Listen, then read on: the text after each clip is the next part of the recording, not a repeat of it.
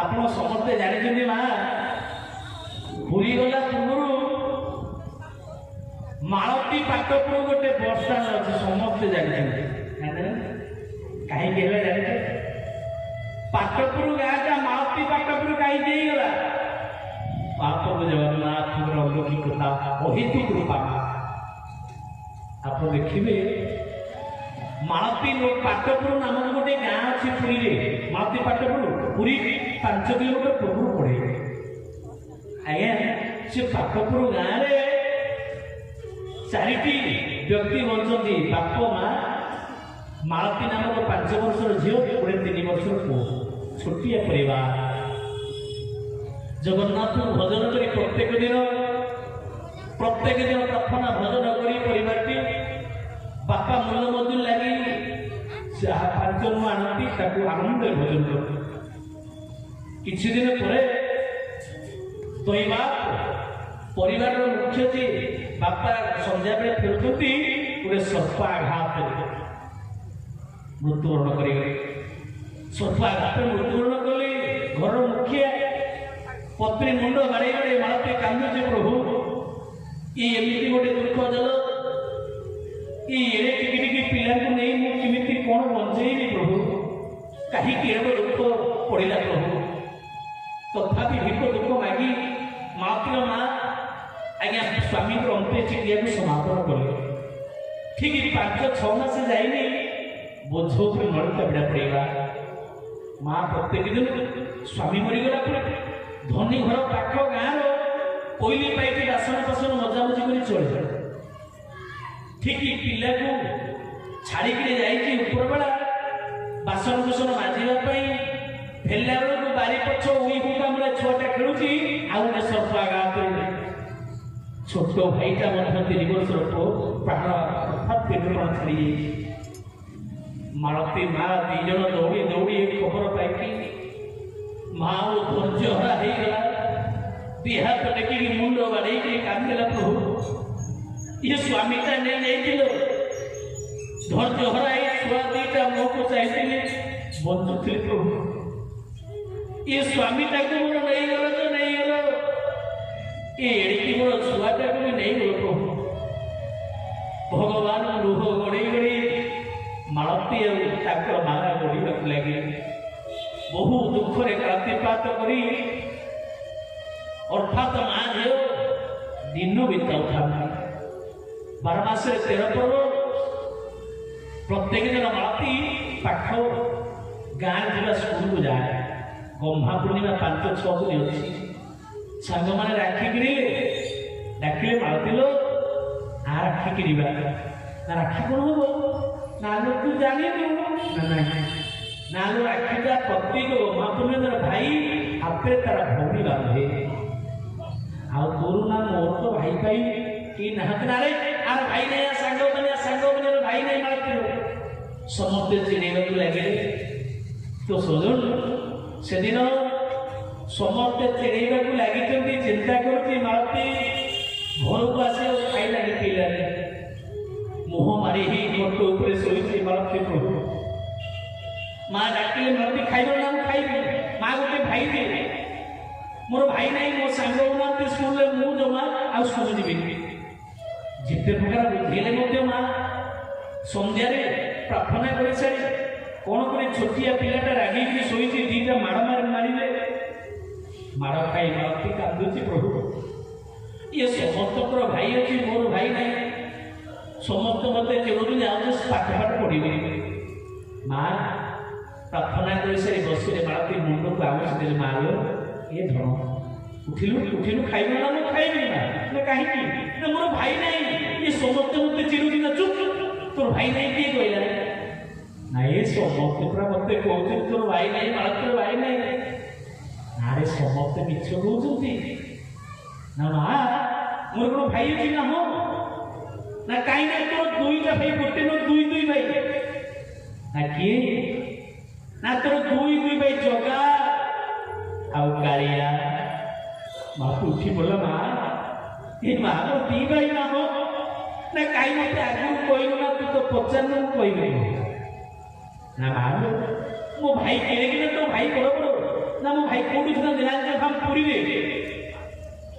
ଆଉ କଣ କୋଉଠି ଚାକିରି କରିଛନ୍ତି ମା ଭାବିଲା ଜଗା କାଳିଆକୁ ମୁଁ ପୂଜା କରୁଛି ଛୁଆ ମା ତାକୁ ଭୁଲେଇ ଦେବି ଆଉ କଣ ମା କହିଲେ ଏମିତି କରି ଛୁଆ ଭୁଲିଯିବ ନା ମା ଆଉ ତୁ ଉଠି ପଡ଼ିଲା ମା ଲୋ ଏ ମା କଣ ନା 5 ଟଙ୍କା ଦେଲା କଣ କରିବି ନା ମୋ ଭାଇ ପାଇଁ ରାକ୍ଷୀ କିଣିବି ଆଗରେ ଛୁଆଟା ଭୁଲି ଯାଉ 5 ଟଙ୍କା କାନରେ ବାନ୍ଧିକି 5 ଟଙ୍କା ଦେଇଦେବି ତାପରେ ସ୍କୁଲ ଗଲା ମୋର ଭାଇ ନାହିଁ କହୁଥିଲା ଆରେ ମୋ ଭାଇ ଅଛି 2 ଭାଇ ପଡ ଦେଖି ନା ଜଗା ବଳିଆ ରାକ୍ଷୀ କିଣିଲା 2ଟା ରାକ୍ଷୀ 3 ଟଙ୍କା ଦେଇ ଭଲ ରାକ୍ଷୀ ଦୁଇଟା କିଣିଲା ମାଳ ଆଉ କିଣି ସାରା ଗହ୍ମା ପୂର୍ଣ୍ଣିମା ପୂର୍ବ ଦିନ ପଢିବା ନାଁରେ ମାକୁ ମିଛ କହି ବସ୍ତାଟି କାନ୍ଧରେ ପକେଇଛି ଫଗଟେ ଜଙ୍ଘ ଉପରକୁ ଲୁଚୁନି ଚିରା ଫଗଟେ ପିନ୍ଧେଇଛି ଚାଲି ଚାଲି ପଢିବା ନାଁ କହି ଚାଲି ଚାଲି ପାଟପୁର ଗାଁରୁ 6 କିଲୋମିଟର ହଉଛି ପୁରୀ ଶ୍ରୀକ୍ଷେତ୍ର ସକାଳୁ ଚାଲି ଚାଲି କୁନି କୁନି ପାଦ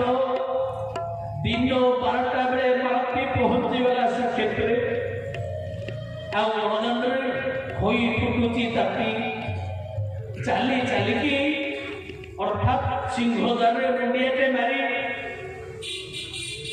ଡାଣ ହାତରେ ଧରିଛି 2 ଟଙ୍କା ବାଁ ହାତରେ 2ଟା ରାକ୍ଷୀ ମୋ ଜଗା ବଳିଆ ଭାଇ ହାତରେ ରାକ୍ଷୀ ବାନ୍ଧିବି ସିଂହଦ୍ୱାର ଦେଇ ପ୍ରବେଶ କଲା ବାଇଚି ପାବତରେ ଚାଲି ଚାଲି ସେଇଠୁ ଆରମ୍ଭ କଲା ପଣ୍ଡା ପଡ଼ିଆରୀ ଭକ୍ତ ସେବାୟତ ଯାହାକୁ ଦେଖିଲେ ମୋ ଜଗା ଭାଇକି ଦେଖିଛି ମୁଁ ବଳିଆ ଭାଇକି ଦେଖିଛି ସୁନ୍ଦର ଏଇ ଜଗା ବଳିଆ ଭାଇ ନାହିଁ ପଚାରି ପଚାରି ଦିନ ଗୋଟାଇରୁ ଅର୍ଥାତ୍ ଚତୁର୍ପାଶ ମେଘନାଥ ପାଖରେ ଚତୁର୍ପାଶ ବୁଲି ବୁଲି ବୁଲି ବୁଲି ଗୋଟିଏ କଥା ପଚାରିଲା ମୋ ଜଗା ଭାଇକି ଦେଖିଛୁ ମୋ ବଳିଆ ଭାଇକି ଦେଖିଛୁ ସମସ୍ତେ ମନେ କୋଉ ଜଗା ବଳିଆ ଭାଇ ଦିନ 3ଟା ବାଜିଲା 3ଟା ବାଜିଲା 4ଟା ବାଜିଲା ସନ୍ଧ୍ୟା ହେଇଗଲାଣି ପଚାରି ପଚାରି ନୟାନ୍ତ ହେଇପଡ଼ିଲାଣି କାହାକୁ କହିବି ଏ ଯାହାକୁ ପଚାରିଲା ସମସ୍ତେ ମନା କଲେ ଭୋକ ବି ଲାଗିଲାଣି ହେଲେ ଯଦି 2 ଟଙ୍କା ଧରିଛି ଖାଇଦେବି ମୋ ଭାଇ ଯଦି ଦେଖାହେବେ ରାକ୍ଷୀଟେ ସିନା ବାନ୍ଧିବି ମୋ ଭାଇକି ମିଠା ଖାଇବାକୁ ଦେଇପାରିବେନି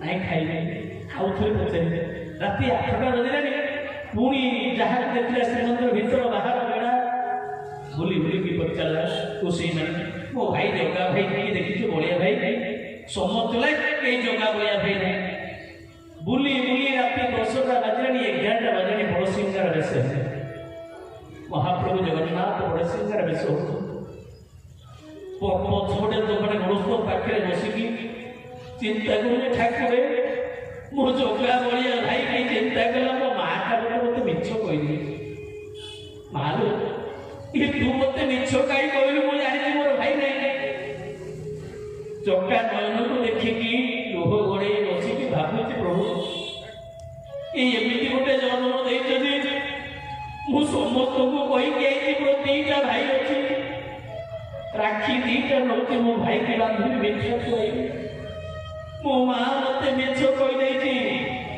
ମୋ ଜଗା ବଳିଆ ଭାଇ ନାହିଁ ଶ୍ରୀକ୍ଷେତ୍ର ପୁରୀରେ କି ମିଛ କଥା କାନ୍ଦୁଛି ବସି ପଣ୍ଡା ମାନେ ଦେଖିଲା ବେଳକୁ ରାତି 11ଟା ପଡ଼ିଲାଣି 6ଟା ପୂର୍ବରୁ ଯାଉନି କଣ ପାଇଁ ନା ଜଗା ବଳିଆ ଚୁପ୍ ଜଗା ବଳିଆ ଭାଇ ଯାଅ ବାହାର କରି ପେଲି ପେଲି ସିଂହଦ୍ୱାର ଭିତରୁ ବାହାର ପେଲି ଦେଲେ ପେଲିକି ଯେତେବେଳେ ପେଲି ଦେଲେ ଉଠି ପଡ଼ିକିରି ବିଚାର କରୁଛି ଆଜି ମାଳତୀ କଣ କରିବି ରାତି 12ଟା ବାଜିଲେ ଆଉ ସେଇ ସିଂହଦ୍ୱାର କଡ଼ରେ ମେଘନାଥ ପାତ୍ରୀ କଡ଼ରେ ଯାହା କେହିକିରି ବସ୍ତାନୀକୁ ଧରିକି ରାକ୍ଷୀକୁ ଧରିଛି 2 ହାତରେ 2 ଟଙ୍କାକୁ ଧରିଛି ଏ ରାକ୍ଷୀଟାକୁ ଧରି ଚିନ୍ତା କଲା ପ୍ରଭୁ ମାଲୋ ମତେ କାହିଁକି ମିଛ କହିଲୁ ଏଣିକି ବଡ଼ ଛୁଆ ମୋ ଜଗା ବଳିଆ ଭାଇ ନାହିଁ ଭୋକ ବି ଲାଗିଲାଣି ଓହୋ କାହିଁ ମତେ ମିଛ କହିଲୁ ତୁ ମିଛଟା ଆଜି ମୁଁ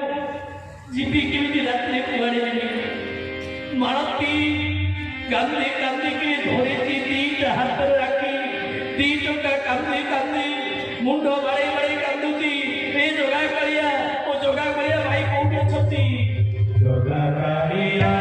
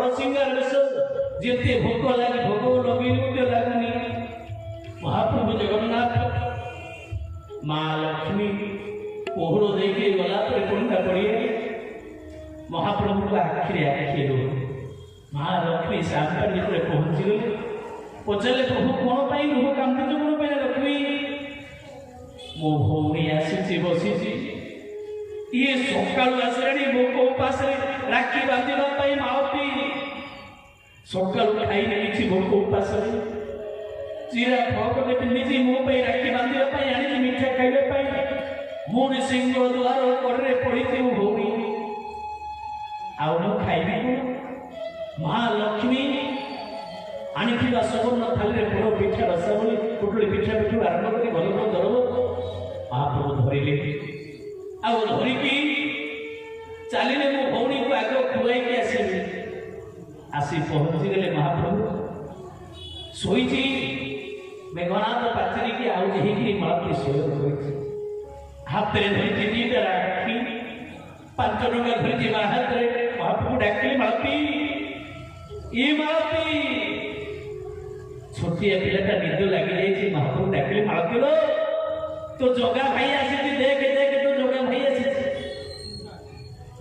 खाली जगा भाई कहला मालती फटफटी तो भांगी मु जगा भाई कहीं कहीं देखू तो जगा भाई गार आली धरी पकड़ा जगा भाई ये भाई भाई तू कुआर जाइए भाई लो ये सकाल तो खोजी खोजी खोजी खोजी की मो जगा भाई को सकाल ये केते लोक मान जहाँ को पचारे कहे ना ये जगा भाई भाई अभी कहीं नहीं भाई लो ये भाई कुआर जाइए ना नाई मुझे ना कहीं मुझे देखा दे ना भौणी लो आज बहुत व्यस्त थी पड़ा खाइलु भोक लगे बस बस कहदेवे महाप्रभु बसैले कौन आनी दिव्य दिव्य दर सब पोड़ पिठा पिठू रसा सब कहले सब खुआई सारा पर महाप्रभु जगन्नाथ लोह पोछि देले